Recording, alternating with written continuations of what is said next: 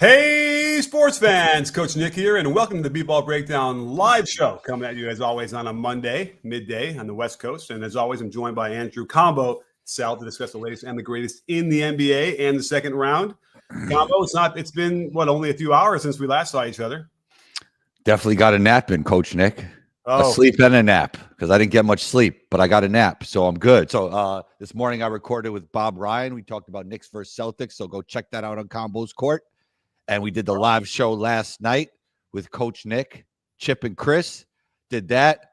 So I did that podcast. Then I ran the hill in the rain and, took my son to school. So it's been busy, but it's been good. I'm in playoff mode, Coach Nick. I'm in playoff mode. Yes, that's very important. Playoff mode is always the best mode. And I hear you. Even though I get a little more sleep, maybe because it's earlier here, I'm running on a few fumes. I would love a little nap in there, perhaps, if I can get one in the afternoon. We'll see.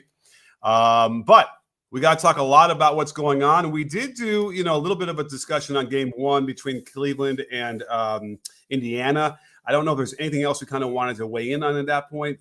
Anything else that came to your mind about that first game? No, nothing much. I mean, I think the Cavs will inevitably win in 6, but I do like the way the Pacers have embraced modern basketball. And I think Tyrese Halliburton is underappreciated. They said he was the most overrated player, according to players, and I don't agree with that at all. And I would actually like to see the Pacers win, but I don't think it'll happen. Yeah, well, we said that last year, and they were able to surprise some people as well and wear the Knicks out. So I wouldn't put it past them. I mean, I don't know if, Cleveland, I've been saying could beat the Celtics, right? And I do think that they could do that if they're healthy with Garland. They need to have everything firing offensively to be able to do that. But what I thought a good point was made was that they had a long layoff, and so they were kind of rusty in the first half a little bit, and that got enough confidence for the Pacers that they were able to pull through. But the Cavs were throwing some haymakers out there, and I suspect they'll be able to throw some more. You made an interesting point about last night about Darius Garland not playing, and then Ty Jerome's 18 points when he came off the bench instead of starting. Another thing that Darius Garland brings that Ty Jerome doesn't, obviously, is just him breaking down and the defense and penetrating and getting the other team in a blender, right? Yeah. That's something that was really missing from Darius Garland. And also one of the most skillful guards in the NBA, in my opinion. Super skillful. Yeah. You're going to get all the floater game from Ty Jerome and curls around screens and stuff, but what you're not going to get is tween, cross spin, advantage, that kind of thing. Speaking of that, he got a nice same leg floater, Ty Jerome. Yeah, that's tough. And he can shoot a little bit of it as well, but then you're not going to get like the off the dribble threes that you could also get from Garland, which it could be good, it could be bad. But it's just, when you shift someone like Ty Jerome to the bench and now he's going against bench guys more, that makes him better because he's good, and he's got that. He's convinced himself that he's good and that he deserves to be there. Because I think that, people might have looked at Ty Jerome over the course of his career and been like, you're lucky to be here, whatever. And he's gotten into it. Who was he talking trash with? He told to your point. He told Paulo, "I would start on your bum team." Yeah, right. It was the Magic, right? Yeah, I'd start on your team, whatever. And it was some good, that's some good trash talk from Ty Jerome. So he's feeling his oats and getting the glow a little bit, and it's great to see. And it'll really help them if he gets into his more natural role on this team, which is coming off the bench and being a real big igniter of things. In that way that like a TJ McConnell is in a similar way as well. But I think Ty Jerome's probably could be better than TJ in that role. Ty Jerome is, he's a better player than TJ McConnell. TJ, he's not the defender or doesn't have the hustle of TJ McConnell. But right. But he's also a lot bigger and a lot better shooter, and you know how that translates in the modern NBA really well. That is right. Yeah. But McConnell's got that motor. I actually want to talk to him about it because I almost feel like, is it because he just exerts himself harder to get going that fast, or is it just sort of natural for TJ as well, where he just that's a skill. Yeah. To play that hard all the time is a skill. You can't. Yeah. Some players just can't do it. Right. They just can't. There are players that are faster than him but because he just pushes himself harder, he will be faster than them more often than not, or consistently. And so, but that said, he's explosive. He's got quickness as well. So it's like, I'm interested to hear his take on that as well. But he's certainly been able to fashion a career that has been valuable for the Pacers, particularly in the playoffs. I think that's one of campaign skills. He's always going to play hard. He's always going to have energy. Yeah. Yeah. And it's funny because he's had an up and down experience in the NBA, but invariably he lasted, which is, and invariably he ends up doing things like in big moments where he comes through and you weren't expecting it. So where should we start here? Because and don't forget, if you're over on the YouTube side, if you want us to answer a question of yours, the best way to do that is a super chat over on the YouTube. So head over there if you're not. But we have a full crowd here from Facebook and YouTube and Twitter and everything in between. So don't forget that, and it'll also help us keep the show going. So I really appreciate it if you can do that. I was going to do a video on the Harden Game 7 performances. And I just saw Tom Haberstroh, a friend of the breakdown, did an article. I haven't got a chance to read it yet about the fact that he actually is really good in Game 7s, except for the one small category of scoring. But everything else, he seems to do really well in those Game 7s. So it's interesting. I don't know. At this point, I think the pattern seems to be pretty set where it's going to be hard for Harden to overcome that, wouldn't you say? I feel like people enjoy hating on Harden, though. So I appreciate that article that they're looking for the optimism in all of it. Do you think that they hate on him because he basically invented foul baiting? You know what? It just came to my head right now why I think media hates on him, because he doesn't give much to the media. Yeah. He didn't speak after any of the losses in this series. And it is bad form. Like, if you're going to speak to the media after wins and not losses, and if you're going to do it for one, you kind of need to do it for both. I feel like sometimes the media talks about basketball talents and they kind of mix in their perspective of how much they like the guy. Like, do they like him as a person? And I think some guys they just like more personally than others. Yeah, I mean they are human, but when I'm making a basketball analysis, I'm not thinking about how much I like or dislike the guy. I'm thinking about like just basketball. Yeah, I hear you. I mean, I kind of like. Do I like the game? Right? It doesn't. I can separate who the person is generally from that. I mean, I suppose if they're really, really awful and are doing horrible things in their lives, do I let that affect my analysis? I don't know, maybe, but I don't. That doesn't really apply to anybody in the NBA. So, I could see how that could be a problem. But as far as the Harden thing goes, I do feel like people. They don't forget, right? And they feel like, he kind of started the baiting the fouls from the 3-point line. He started baiting the fouls on the drives. I mean, people love Brunson, and he does it more. It's just as much as anybody. Well, if you haven't been paying attention, Brunson is engendering quite a bit of ill will as well on those. Yeah, I feel in terms of media, I don't think he gets anywhere as much hate as James Harden. No, I mean, media. Media. I'm not even sure I even recognize like hate from the media per se. I'm just kind of measuring the fans on Harden. I think, fans and media both hate him. I think. I actually think it seems like players really like Harden. Actually, from what I gather, Yeah, and they know, and he really is good. But again, he did not come through. Neither did Kawhi. He did it. Yeah, he did it. No, he did not. He did not. No, he did not. He did not come through Game 7. That's for sure.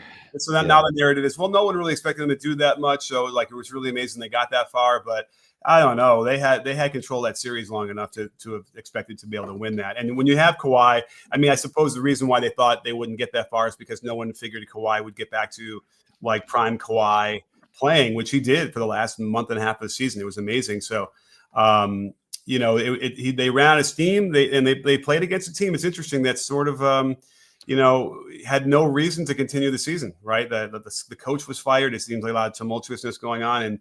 And yet here they are. Russ did not commit a play like Chris was trying to say that would cost them a game yet.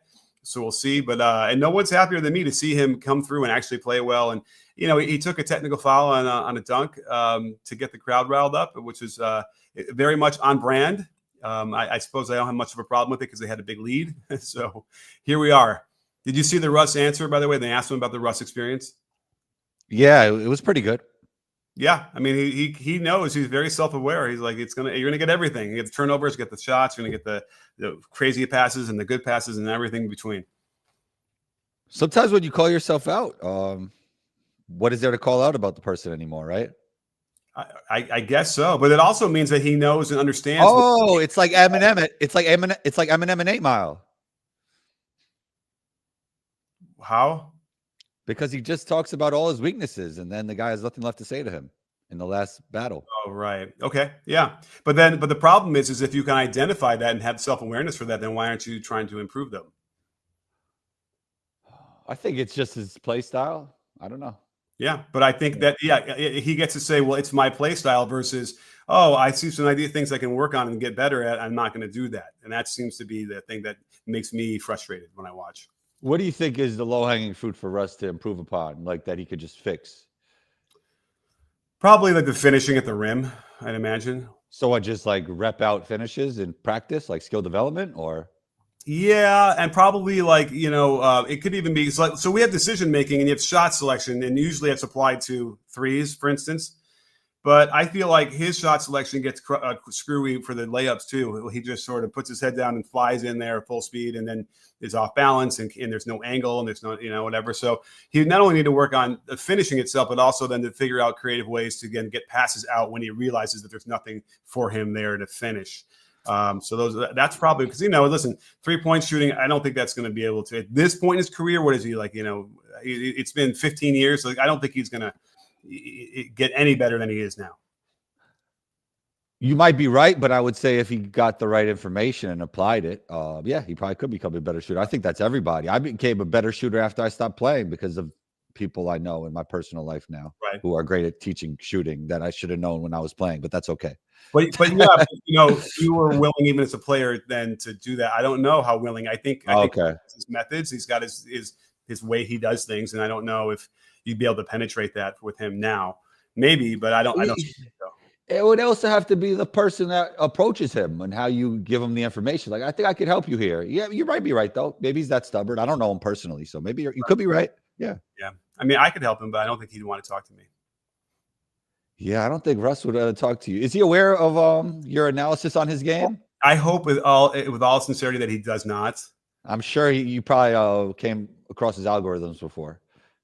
Maybe. I don't know how online he is. He almost feels like maybe he's not plugged in. Everybody's online. All right. He has Twitter or anything, I don't think, does he? Okay. I've never seen anything. Well, I think he has Instagram. Oh, he does? Yeah. At least I'm not there on Instagram much. Although I want to be. Instagram is infinitely nicer. People are just nicer there. I need to get back and just start interacting there a lot more. Yeah, Knicks fans weren't so nice to me when I was saying Cade was better. We're not getting into that, though. We're not getting into that. If you do. All right, DeAndre Morris, thank you so much, DeAndre. Great to see you out here in our first super chat of the day. And they say Kawhi was negative 32 in 32 minutes. No. Was he really? In the game? That sounds bad, but thanks for the super chat, DeAndre. Yeah, I don't know. It's hard to match the minutes with the negative like that when when you're playing a lot. Because the game wasn't. Wait, what was the game? Was it? Now I'm forgetting what the score was. Isn't that a noisy stat? Oh yeah, plus minus is extremely noisy, and so another great point. But sometimes when I'm looking at a guy and I'm like, gosh, this is bad, this is not working, whatever, and then I go check, and it's always nice if that matches your eye test, but you can't go there straight away and look at it that way. But I'm just going to remember myself. So game 7 was, it was a blowout, 121-1. So yeah, that's he didn't come through at all. They were both, him and Harden did not have nearly the impact they needed to have in a game 7 with their roles in the team. And it was tough. They played heavy minutes the game before, had to go mile high without 36 or 40 hours later, whatever it was. That's not easy for guys that age to do. So yeah, I mean, look, he had he stayed healthy throughout the end. I guess that's the silver lining, right? Yeah, and then we got treated to that in a nice, meaningful way that we hadn't seen in a while. But let's move on. Let's get to another series we haven't talked about yet. Let's talk about the Thunder and the Nuggets, because I feel like we didn't mention that last night. So you have the Thunder coming off, and so the Thunder are going to be rusty. They're probably going to have a first half where they're kind of out of sync, which we kind of saw yesterday as well with the Cavs. But at some point they'll get their lather going, And how is that going to work? Hartenstein's going to have to guard Jokic. How do we feel about that? Yeah, Jokic is going to be Jokic, and Jokic is going to be the best player on the court. So the Nuggets always have a chance, but OKC has the way better roster, and they've been playing better basketball all year. So, going to outplay SGA? You think? Yeah. Wow. I think so. I mean, he's just the best player in the world, but doesn't he always show up, Jokic? Actually, SGA went through some games where he wasn't that good in the first round, even though it didn't matter. Right. But yeah. SGA is great. SGA is great. He's amazing. He's just not the best player on the court. Right. And it's time for him now to do it where it's the spotlight is as bright as it's been. Second round, favorites. Again, like this is the thing they got to be able to, he has to come through for them in a big, big way. Because I don't think, even though they're really good across the board, I feel like without him doing his typical normal 25, 30, whatever, and being impactful, they're not going to win the series. Right? Yeah, no, of course. SGA has to be SGA for sure. Yeah. Now, on the flip side, Jamal Murray's got to be Jamal Murray like we saw in the first round. Definitely. He's always the X factor. Can he play like playoff Jamal Murray? Is he going to be regular season Jamal Murray? And he was not so great the first half of this regular season, but he was a lot better in the second half. And then he's been good in these playoffs. Yeah. It's for him, it's like an aggression thing, I feel like. Sometimes he just kind of will blend in, not really look for his opportunity to score. And when he does, he reminds us all like, geez, I mean, they're not easy. A lot of his shots are really hard, but he can knock those down. And so that could wear on you mentally, right? You can sort of be like, I don't know if I can do another one of these. Fly off of a hand down, get a handoff, fly off from like underneath the basket. Come around, hand off, ball screen, 3 dribble, sidestep, 3-point pull up with a guy in my face. Like that's hard. You got to think at the end of the game, if the game is close, it's advantage Denver, right? Because of the 2-man game of Jokic and Murray. OKC doesn't have anything quite like that at the end of games. Right. I mean, they were so good all year long. That's the other issue is, right, they didn't have a ton of games where they went down to the wire and were able to build that, right? So that's important. And certainly the Thunder, the Denver Nuggets do and have had that for years and years now. I'm not even sure that it ends up being Jamal Murray as the real X factor. I think it ends up being Aaron Gordon as the X factor. He seems to always be the guy where if he starts playing really well, then like they're unbeatable because you'll know what you're going to get from somebody else. Yeah, like if he starts knocking down threes, which he has done in the past at times, Yeah.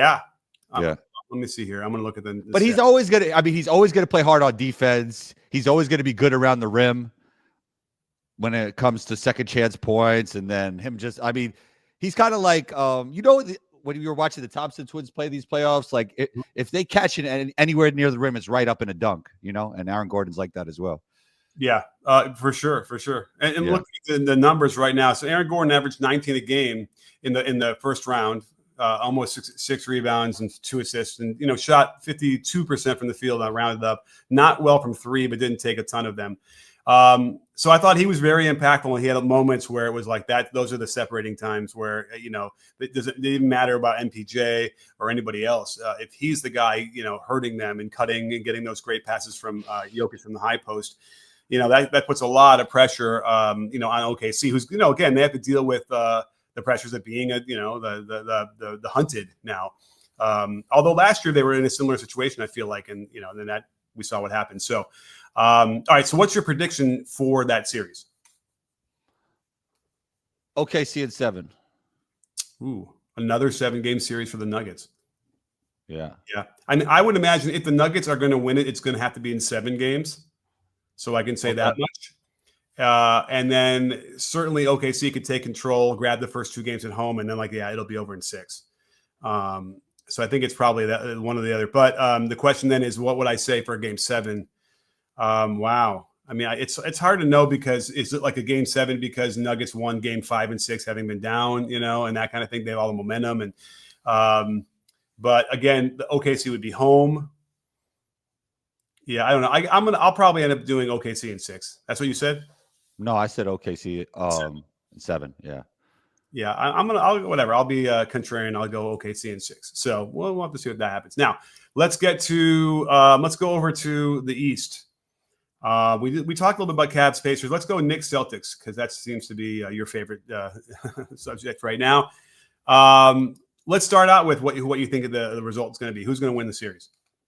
Celtics in 5. Celtics in 5. Okay. Yeah. You don't think that's anything to offer? Didn't show much in the regular season. Celtics were 4-0 versus the Knicks. It was a close game, that last one, but nothing in those games told me that the Knicks really have a chance here. And then when Brunson and Cat are playing major minutes, they're not going to have enough defensively to guard the Celtics. Now, you don't think so? You don't think with OG and Bridges and they were available all those games. You know, Mitch wasn't. Mitch was not, but right. OG and Mikal were available. It didn't mean much. It's because Cat is anchoring. Right. You know? Yeah, that's what we said last night too. Yeah. So even though, because in my mind, they can match up pretty well with Brown and Tatum. Now Derek White might feast if he ends up getting, Jalen Brunson on him a lot. But I would imagine they're going to try and hide him on somebody. Who are they going to hide Brunson on? It's probably on Al Horford. Maybe. Yeah, I try to, and then let him get up there and put a hand up on those 2-motion heaves. But Horford over his head probably doesn't get bothered that much either by a Brunson contest. Al Horford, when Combo is watching him shoots like 80%. It's a real stat from 3. Like the games I watch when Al Horford is playing basketball, he doesn't miss threes. Yeah, it's weird. Yeah. So we'll see. But is that like that for you too with Al Horford?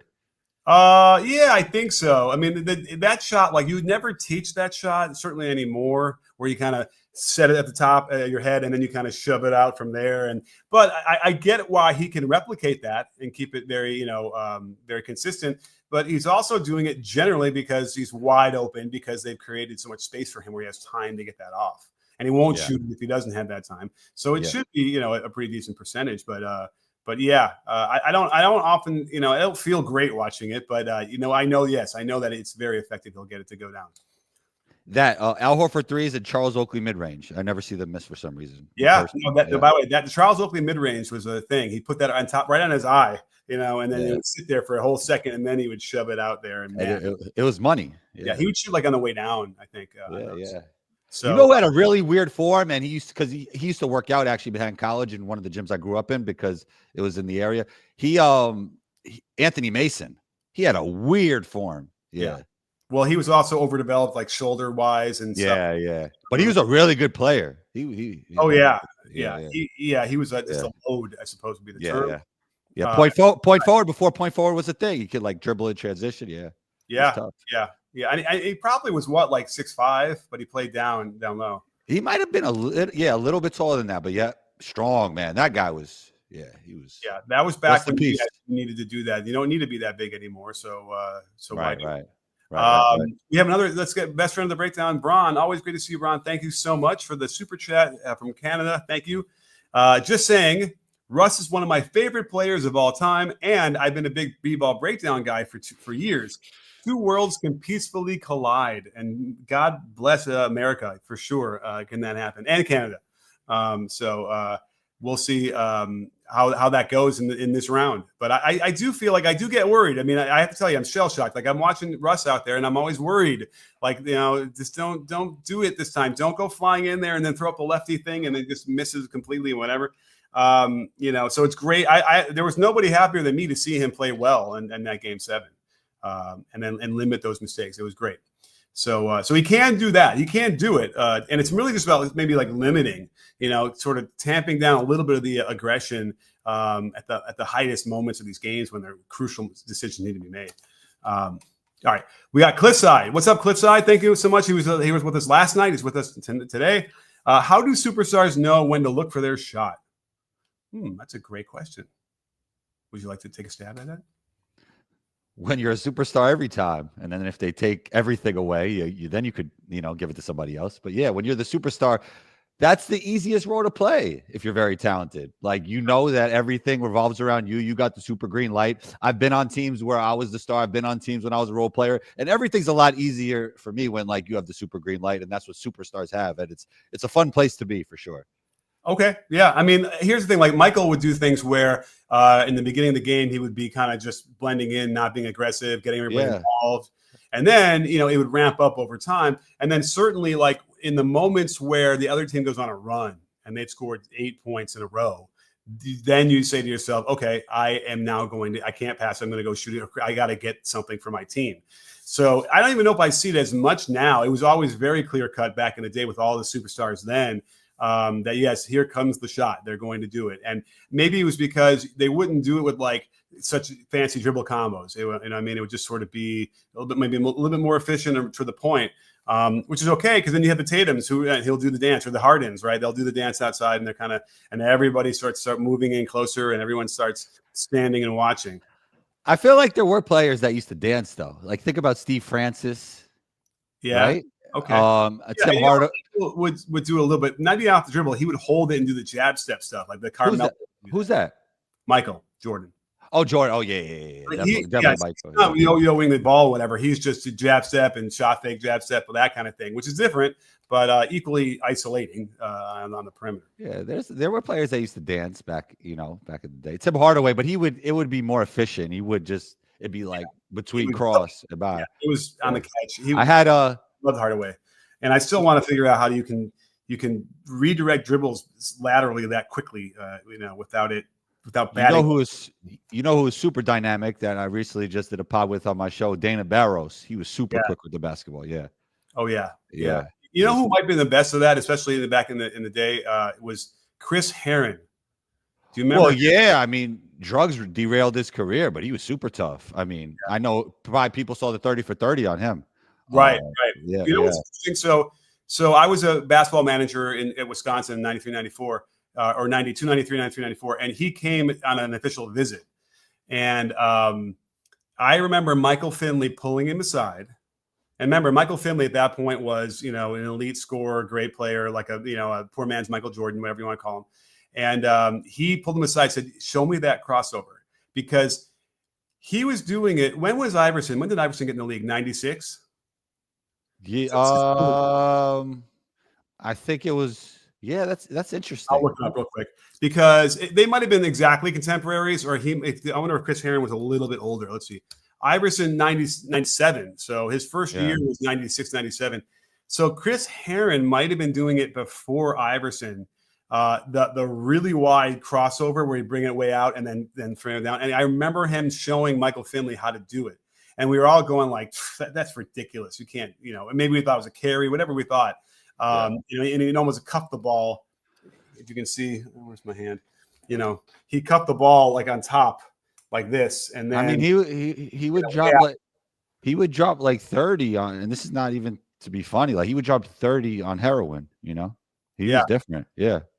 Yeah, he was that good, and he was that. I guess it's a certain personality type that's willing to try and push the limits of. Well, certainly maybe pushing the limits of what he was doing in his personal life, but then the limits of what you can get away with the basketball as well. But the good in all this is he's totally clean now, and he he talks about it and he gives back to the youth. So it's a good. It ended up being like a feel good story at the very end of it. So that's a good part of it all. Yeah. So anyhow.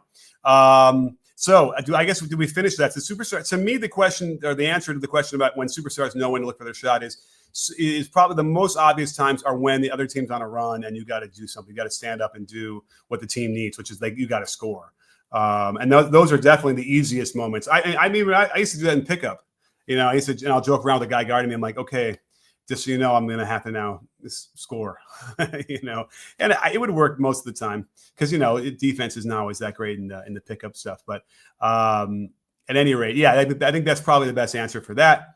All right. So do we cover, do we finish covering Knicks and Celtics? I mean, I feel like, is there any other X factor we're not talking about yet? Here's a question for you. Is there any scenario where you see the Knicks winning the series? What would have to? Darius Garland is, I think, clear for next game. Someone asked that in the comments. I want to make sure we got that one. And then, so what was your question though? What'd you say?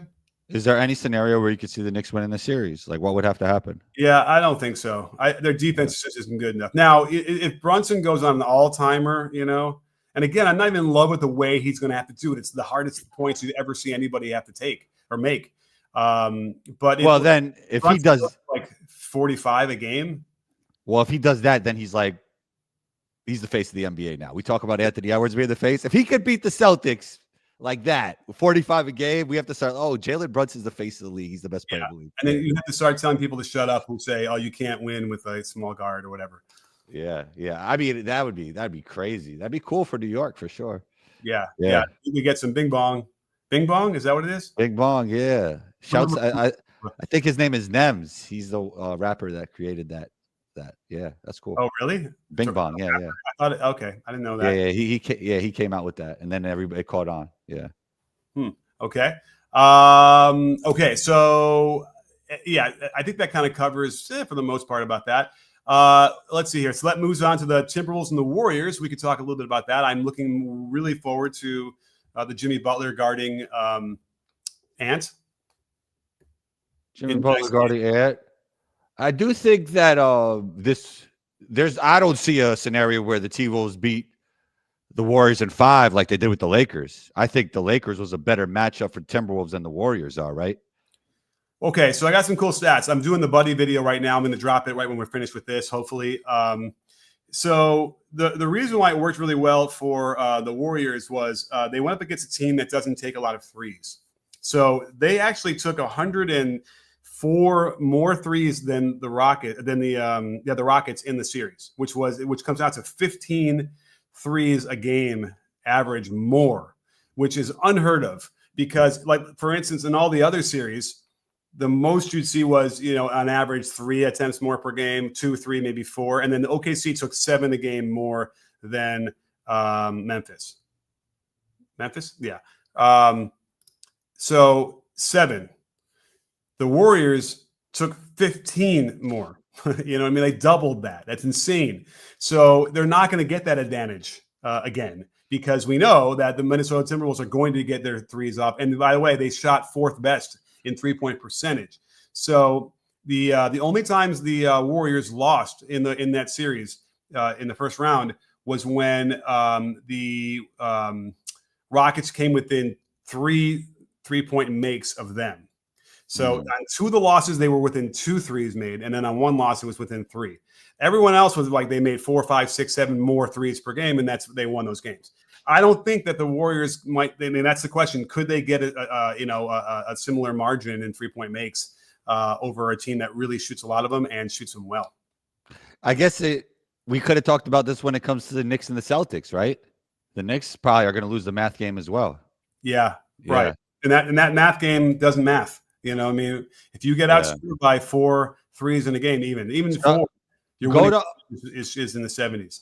If I had to guess this number off the top of my head, what are the Knicks? 27th in right now. And I know Celtics are number 1, right? Clearly in attempts.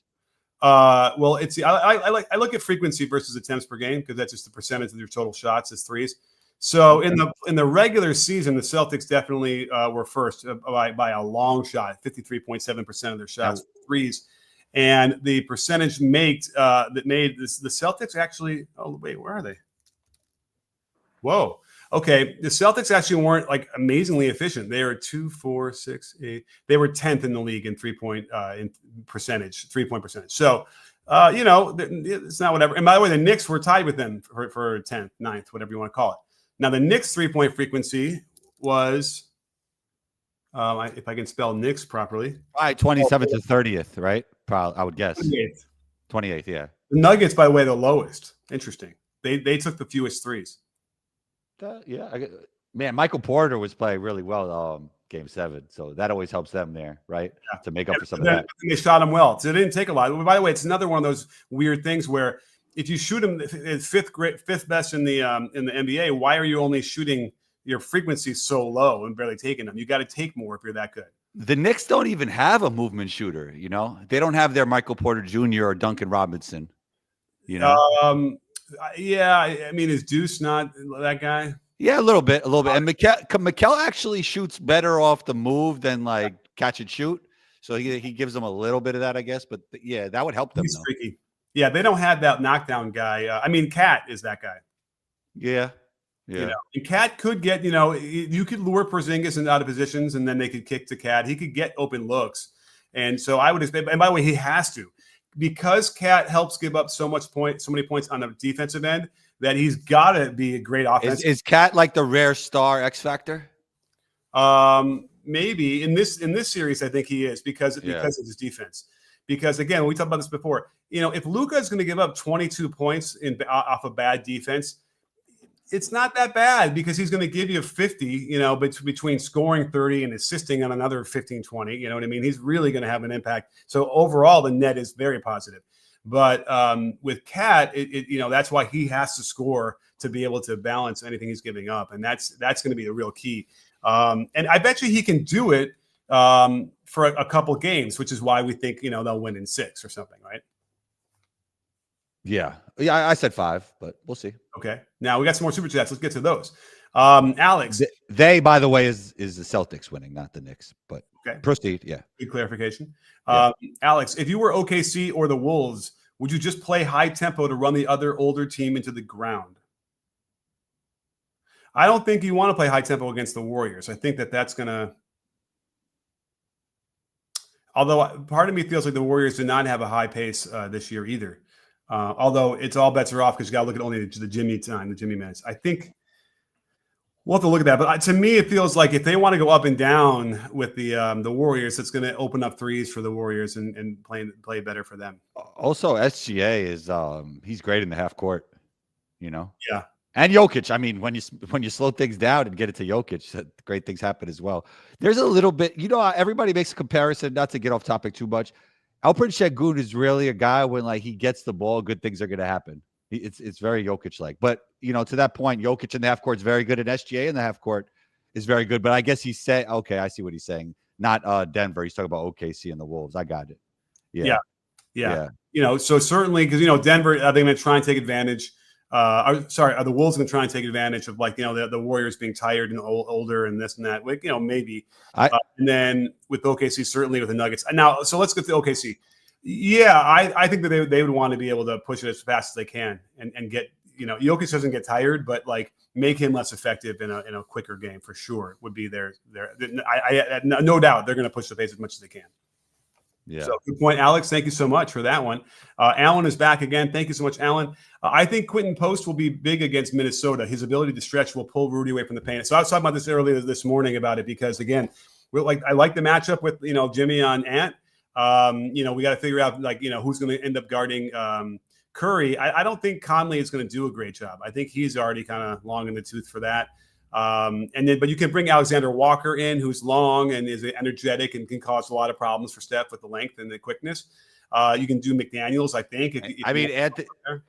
Anthony has to probably guard Jimmy, but he likes taking on the responsibility of guarding best players. So we'll see. And don't forget, with the way that teams run offense, in particular with the Warriors, so many actions, so many handoffs, so many screens that there's always switches going on. So you never really know who's going to at any time guard it. Now the real key for the Warriors is in that flow that they're running in. Are they getting the proper people screening the right time so that they get the right switch that they want versus just playing in space organically, which now all of a sudden you're not creating the advantage you could be if you had the different people in the different spots to begin with. So they got to really pay attention to that as much as they can. But yeah, I think that Post ends up because he got marginalized, right? He wasn't strong enough to deal with Adams down low, and so if he wasn't hitting a lot of the threes, which he kind of went cold, it didn't look good for him because he was getting muscled around down low, and he's not that guy, right? He's not like a big, strong Adams kind of center. He should look at Adams a little bit to figure out what he could do to get closer to that as a defender. But yeah, I would suspect that Rudy is going to get caught, not guarding him out there, and he should have an impact. Do you see a big Julius Randle series? So that's interesting too, because he's going to go against Draymond, right? Yeah. And that's another great matchup I cannot wait to see because those are two guys who are have no problem using their bodies. Yeah. I wonder if there's a mutual respect there where he won't go at him like he did Jalen Green. Because Draymond, I mean, he is he does his bullyish stuff, but he knows who to do it to. Right. And he probably knows it won't work as well against Randall. Yeah. You could almost, I'm almost thinking whoever gets into foul trouble, that team's going to lose. Okay. It's Randall and Draymond. Randall like that. Randall has been doing a great job on defense, especially against Luka and LeBron, matching with their physicality. Yeah. Yeah. He can focus, like when he can keep it compartmentalized and sort of focus on the guy and not have to deal with other things like rotations and stuff. He's really good at that for sure. And that was why the Lakers, didn't put the Wolves in rotation enough, with the ball moving. And that's why it'll be radically different. The attack itself is radically different. So you think Minnesota is going to have to think a lot more on defense now? Yeah. I mean, they're going to have to end up rotating out, more. Now, the Warriors are getting caught sometimes having to defend the Rockets with different players, and they don't have enough shooting on the perimeter sometimes. You got GP and you got Green out there. They didn't do Looney at that one. I wanted to see Looney and Green together to combat Şengün and Adams. I don't even think they got there, but they gave Looney more minutes, and he came through like he always does. Even though you always assume he's not great, he can't jump, it's not. And then there he goes. He just makes plays, and he finished a couple at the basket, which I was really happy to see because we don't often see that happen. So, it's going to be a radically different series for both these teams, and so the feeling out process is going to be really interesting in that first game, and that's probably the time where the Warriors have a chance, to catch them out of sync, have them off for an extra few days, and they could steal that one. And if they could steal game one, right, and get home court advantage, then now you got to start looking at the Warriors maybe upsetting the Wolves. Do you think the Warriors could go through another 7 or 6 game series and win though, after going through what they went with the Rockets and being older, some of their star players being older? Yeah, it's tough. I don't know because Steph looked a little bit like he's worn out, but then he comes through by the end and he still has it. But at some point you wonder if it's going to be an issue, if it will catch up to him. But, he's in phenomenal shape, and the way he trains, it's like, you think he can at least get through 2 rounds, like we've seen it with Harden, right? Harden kind of conked out, right? A little early, but and is that mental or physical? I don't know. Yeah, could be both. Okay, so let's get to another DeAndre Morris. Thank you so much, DeAndre. That's the multiple super chats tonight. Really, really appreciate it. Draymond versus Gobert equals suspension. Now, why? What does he think is going to happen? He thinks that Draymond is going to get remember, he's close. So flagrant fouls, you can only have 7 before you get an automatic suspension, and he's got 5, I think. But he also can only get, I forgot how many technicals. I think it's 7 flagrants and 10 or 11 or 12 technicals, and he's got a bunch. So DeAndre seems to think that like Draymond is going to do something to get him a suspension. What do you think? I mean, we've seen Draymond put Gobert in a UFC hold, so I mean, it wouldn't surprise me. Yeah. Oh yes, and I forgot about that for a second. The list of things that Draymond has done. Who did he stomp? Well, that like weird jump stomp. Sabonis. That's right. Yeah, that was like spastic. Spastic is a good word for him, unfortunately. How about what he did to Fred VanVleet? Fred VanVleet strips him, and it's a foul. But then his inside, the lower hand on the ball, like I could see the right hand that was trying to pass it, like follow through and hit him in the face. But his left hand, like the one they got hit, which would have gone like down, flails out and whacked him, and they gave him a flagrant for that one, I think, right? They gave him a technical foul. They gave him a dead ball technical foul because as soon as the foul happens by Fred VanVleet, that's a dead ball. It's like reckless driving. It doesn't matter your intent. You're reckless. Yeah, right. And by the way, the list is very long of things he's done to other players, and his teammates too. So it's not unreasonable to think that yes, he might end up doing something again. I mean, we'll see a flagrant from him, at least one, don't you think? Oh yeah, we'll see a flagrant. He's the perfect match with Steph Curry, right? They're like perfect for each other, right? And by the way, he's shooting threes. He nailed a couple yesterday. Let's see here. What was the total? He hit. Draymond was 2 for 8. And again, when Draymond shoots well from 3, like they're all wide open, right? So that it's a little different. You can't sort of apply the normal percentages because the wide open shots like that should be hit at a higher rate than what the average or the normal.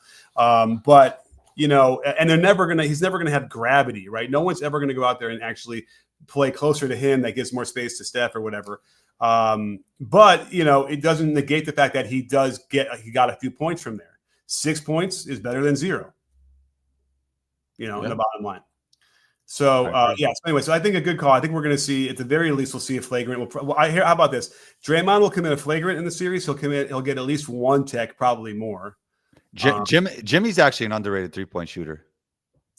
How so? Because he's a better 3-point shooter than people give him credit for. Okay. I mean, I don't know if the numbers really bear that out, but he certainly hit a crucial one at the buzzer, at the shot clock buzzer yesterday. And he can kind of hit him when they need him to, I guess, is what you're saying. Check this season's numbers. I think they might surprise people. Okay. Well, you know what? If we could only do that, I can type this in. But I want the Miami too, the whole season with Miami. Oh, okay. Well, let me call up Butler specifically then. Jimmy Butler. Okay. Well, in Miami this year, he shot 36% on 1.5 a game. And then in Golden State, he shot, 28%. Oh, now, yeah. Okay. He's shooting for the Golden State Warriors. He's shooting 31%. Now, 31% is 3 out of 10. That's 9 points in 10 possessions. That's not terrible. It's not that much lower than what they would hopefully expect from a half-court possession. So if you're 33, 34, you're not. It's not so bad, But again, the same thing with Jimmy. They tend to be open for the most part, and so you want it to be higher. But he's definitely guarded closer to than Draymond. But yeah, I see what you're saying. I thought the number. I did think the numbers were a little better than that, because I know he went through stretches where he was 40. He's been through long stretches where he's 40. Yeah. Okay. Yeah. And there really isn't any reason. I think it wouldn't take much more than a summer to kind of tweak some rhythm stuff and some consistent jumping with him. He likes to kick out that right foot no matter what. And it's, the right foot kicking out is usually reserved for when you're going to your right fast and you're pulling up, and then you let the right foot flow forward to help you with your rotation in the air. He'll just do that anyway. And I think if we could just get a more consistent jump with him, he would knock down more of them. All right, let's get to our next show. We got a lot of them. Thank you so much, everybody out there. This is really, really helps us keep the show going. Suhas Reddy says, Coach, you think that JK will be useful versus Minnesota? This also came up this morning in the long talk. I don't think so. This morning in the long talk? What do you mean? I had a talk with talking to somebody else about JK, and it's ruminating. And I just don't think so. I think they put him in last night, which again, it's really tough situation. You're not playing a lot or at all, and then they throw you out there in a game 7 on the road, in your first game 7. Like I'm surprised they even did that. Well, GP got Gary Payton got sick, and so there was minutes they needed to fill. I think that's the only reason. But it was a chance for him to you got an opportunity. Let's make the most of the little that you have, even though it's everything's stacked against you. Didn't work out, right? I mean, I think the results came in, and he missed a layup on a nice move, by the way. It was really exciting. He also got blocked on a mid-range jumper. Yeah, and he threw a pass away that was an easy pass that couldn't do that, and then defensively a couple things. So I just don't think so. I think that they were like, hey, let's see what we can get out of this, and let's build off of this if we can, and I don't know, if they will or not. So, the only it could very well happen where they're down 2-0, right, and they're really struggling, and they're going to say, well, let's try this again. Like that may be the situation, which again is a really difficult one to be in for anybody. But that's life. Life is hard, right? What are you going to do with your opportunities? Are you ready for them or not? So, but I would think that they'd be severely limited at this point with how important these games are and how much in the balance. There's no blowouts in these games in this series. Oh, actually, well, we'll see. I don't think the Warriors are going to blow out the Wolves. You know what? That's not. You can't say that either because they can get hot, hit 25 threes in a game, and it's over in the third quarter. That could happen. I could see Minnesota blowing out the Warriors in game 1. You can. Yeah, I mean, they're tired and they're ragged. Yeah. I'm just looking up opponent shooting real quick. I'm curious about. Hey, come back. How well they do. How well the Minnesota defend the three. That's another really important thing. So opponent 3-point shooting in the regular season against Mini is. Okay, so OKC was the best at defending the 3-point shot. They limited their opponents to 34.2% from 3. So where does Minnesota stack up? They are 2, 4, 6, 7th best. They held the 7th lowest percentage from opponent 3. I'm kind of curious where the Warriors rank. Now, the Warriors rank much lower, but again, all bets are off when Jimmy got there. It's all skewed. So that's my answer for that one. Let's get to Cliffside. Thanks so much, Cliff. Really appreciate it. Another super chat, as always, very generous of you. Love to see you here. Should New York refuse to send him to limit the? Should New York refuse to send help to limit Celtics threes? Okay, that's a great question. Orlando Magic. Well, who are we talking about? So who do you think he's talking about? Well, I think when Jaylen Brown and Jason Tatum beat their man off the dribble, right? Yeah. Yeah. So what you're saying is let them eat, shut everyone else down. Orlando Magic did a little of that, and it seemed to, I guess, work, even though, they only won one. Well, remember the Magic somehow were able to, lower. And if I have to go look really carefully, I can't picture my mind's eye right now why they would have held the Celtics to so few threes, right? But it's got to be some version of that. They're not helping one pass away, right? They're not helping really off of any kind of perimeter. Maybe they'll rotate over from low, but that's about it. Now, if you try to do that against both of those players, Tatum and Brown, can you still beat them if they both go off for 28 and 30? And you do a good job against everybody else. What do you think? I think if you turn it into the Boston Celtics playing my turn, your turn with Jaylen and Jason, I think that's good for the Knicks. I mean, it's probably their only hope, right? Yeah. So that makes sense. You really enable to do that. So, we'll see if Tibbs has enough control over the defense. I feel like the way they've been going and with the cat in there, they just haven't been able to adjust as well as they would have normally wanted to in the past because they're on their heels so much. But yeah, and then by the way, the counterpoint could very well be if they don't get screened off, and if it's OG and Bridges out there, then they can limit some of that penetration to begin with, and so you are not going to have breakdowns as much as you might have seen against like the Magic, even though the Magic was still able to do that. So that could be the thing. The point of attack could be really huge for them if they can keep them out of the lane. They don't have to rotate anyway. You would think in theory that OG and Mikal would be better than the Celtics than maybe even the Cleveland Cavaliers, because I think they have no chance guarding like little speedy guards. But at least those two guys are wings, so maybe they can do something. But they just haven't, like this regular season. That's the only thing.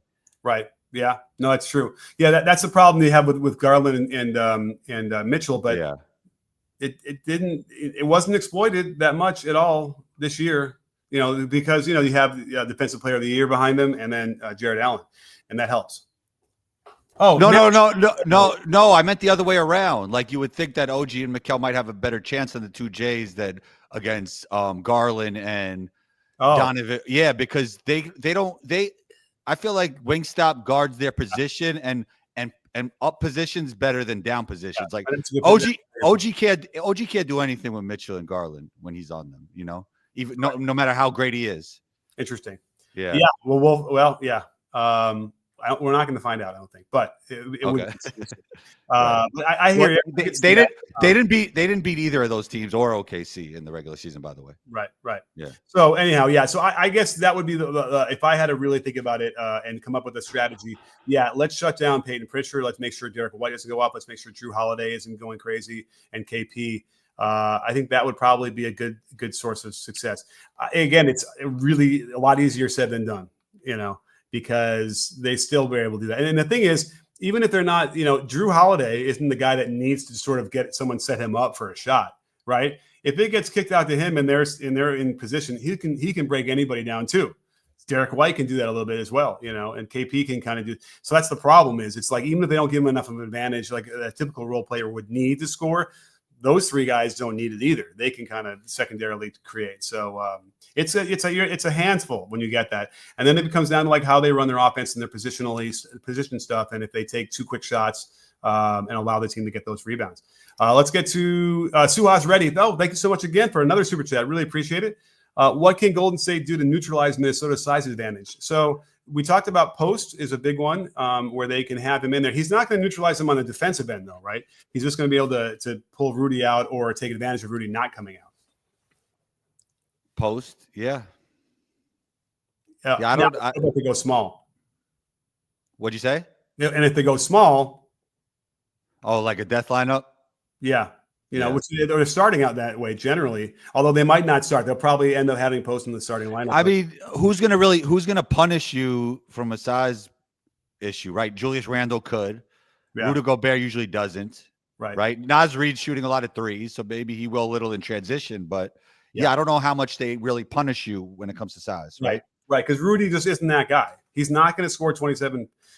Yeah. Save this clip for everybody. He's not going to score 27 points in a game again, like he did again against the Lakers. Yeah. So we'll see. Well, I think great show today, Combo. I think we had our A game. Oh yeah, definitely A game.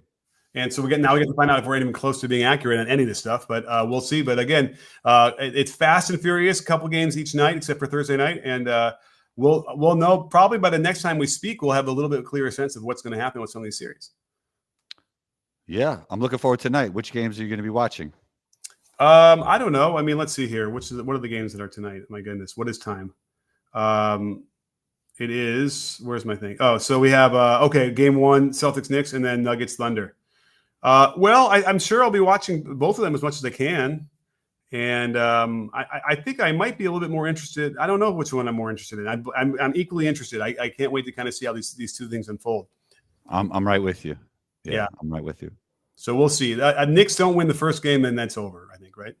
It's over, Coach Nick, unfortunately. It'd be cool to see New York win some games, but I think it's Celtics in 5. Bing bong. Okay, Too bad. All right, well, good call on that one, and we'll be back again. And yeah, by the way, keep your notifications open across the board on Facebook even. We'll be going live after certain games as well when we can find the time and open it up, and we've been doing it, having a great time, so stay tuned for that. And don't forget, sports fans, at B-Ball Breakdown, we're not a channel, we're a conversation. You in? Are you in, Combo?